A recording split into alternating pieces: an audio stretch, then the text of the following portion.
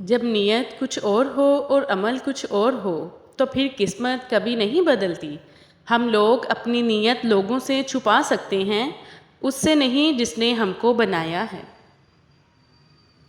اے لوگو، اپنے پروردگار سے ڈرو جس نے تمہیں ایک جان سے پیدا کیا، اسی سے اس کی بیوی کو پیدا کر کے ان دونوں سے بہت سے مرد اور عورتیں پھیلا دیں۔ اس اللہ سے ڈرو جس کے نام پر ایک دوسرے سے مانگتے ہو اور رشتے ناطے توڑنے سے بھی بچو، بے شک اللہ تعالیٰ تم پر نگہبان ہے۔ اچھے لفظ تخلیق کرنے کے ساتھ اچھے رویے بھی تخلیق کرنے چاہیے۔ لفظ کتابوں میں زندہ رہتے ہیں، کچھ رویے دلوں میں زندہ رہتے ہیں۔ اور اپنے گھر والوں کو نماز کا حکم دو اور خود بھی اس پر ثابت قدم رہو۔ رسول اللہ صلی اللہ علیہ وآلہ وسلم نے ارشاد فرمایا، تم میں سے کوئی شخص اس وقت تک کامل مومن نہیں ہو سکتا جب تک کہ اس کو اپنے والد، ماں اور باپ، اپنی اولاد اور تمام لوگوں سے زیادہ میں محبوب نہ ہو جاؤں۔ شریعت کی پابندی ہے، ورنہ یہ امیر لوگ اپنے حصے کی نمازیں غریب کو اجرت دے کر پڑھواتے۔ کوشش کریں کہ لوگوں کی روح کو زخم نہ کریں، کیونکہ جسم کے زخم کی ہزاروں دوائیاں، ہزاروں طبیب مل جاتے ہیں، مگر روح کے طبیب بازار سے نہیں ملتے۔ حقوق العباد کا خاص خیال رکھیں۔ کچھ چیزیں سوائے دکھ اور درد کے کچھ نہیں دیتی۔ بھول کر آگے بڑھیں، اللہ پاک آپ کے ساتھ ہے انشاءاللہ۔ جو شخص صبر کی چادر اوڑھ لیتا ہے وہ عزت اور بزرگی پاتا ہے۔ تلاش میں بیت گئی ساری زندگی، اب پتہ چلا کہ خود سے بڑا کوئی ہم سفر نہیں۔ اگر لوگ تم سے متاثر ہو رہے ہیں تو تکبر نہ کرو، بلکہ اللہ کا شکر ادا کرو کہ اس نے تمہارے عیب چھپا کر تم کو لوگوں میں معزز بنا کر رکھا ہے۔ دنیا کی تمام اشیاء ضائع ہو جانے کے بعد پھر دستیاب ہو سکتی ہیں، لیکن ضائع شدہ وقت واپس نہیں آ سکتا۔ وقت کی قدر کریں اور اسے کارآمد بنائیں۔ شعور کا پہلا درجہ خاموش رہنے کی عادت، دوسرا درجہ بدتمیزی کا جواب نہ دینا اور تیسرا درجہ بد اخلاقی کا جواب اخلاق سے دینا ہے۔ رسول اللہ صلی اللہ علیہ وآلہ وسلم نے ارشاد فرمایا، اللہ تعالیٰ نے میری امت کے وسوسوں یا دل کے خیالات کو معاف کر دیا ہے جب تک انسان اس پر عمل نہ کرے یا زبان سے نہ نکالے۔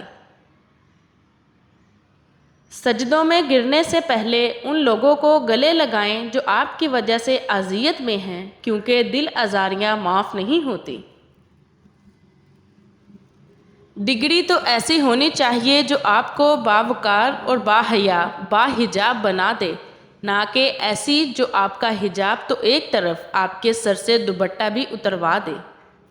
حضرت علی رضی اللہ تعالیٰ عنہ نے فرمایا، دنیا میں ہر دکھ کی دوا دوست ہے، لیکن جو دکھ دوست دیتے ہیں اس کی دوا پوری دنیا میں نہیں ملتی۔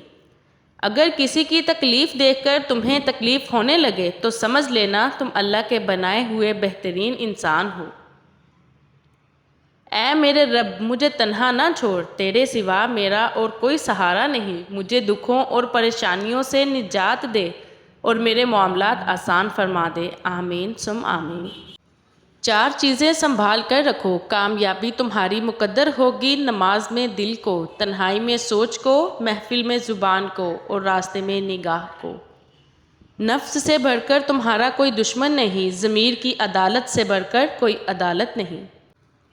اگر کوئی چیز تقدیر میں نہیں بھی لکھی تو پھر دعا ضرور کرنی چاہیے، کیونکہ تقدیر کے سامنے ہم بے بس ہیں، تقدیر لکھنے والا تو بے بس نہیں ہے۔ کتنا خوبصورت لمحہ ہوتا ہے نا، گہری تاریکی اور خاموشی میں گونجتی فجر کی اذان، مانو جیسے جنت میں آ گئے ہو۔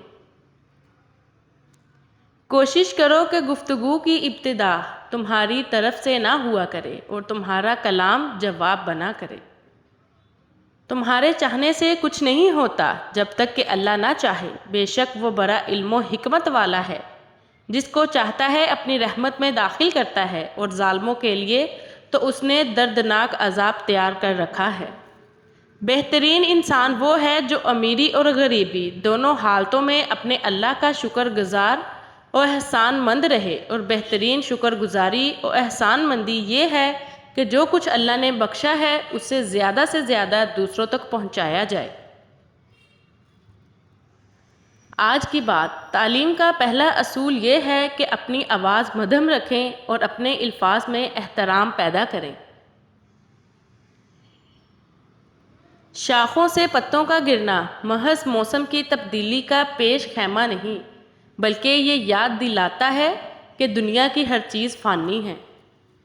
سوچنے اور سوال کرنے کی عادت ڈالیں، ورنہ ساری زندگی بے شک کرتے رہیں گے۔ رسول اللہ صلی اللہ علیہ وآلہ وسلم نے ارشاد فرمایا، اللہ تعالیٰ تمہارے لیے 3 باتیں پسند نہیں کرتا: بلا وجہ کی گپ شپ، فضول خرچی اور لوگوں سے بہت مانگنا۔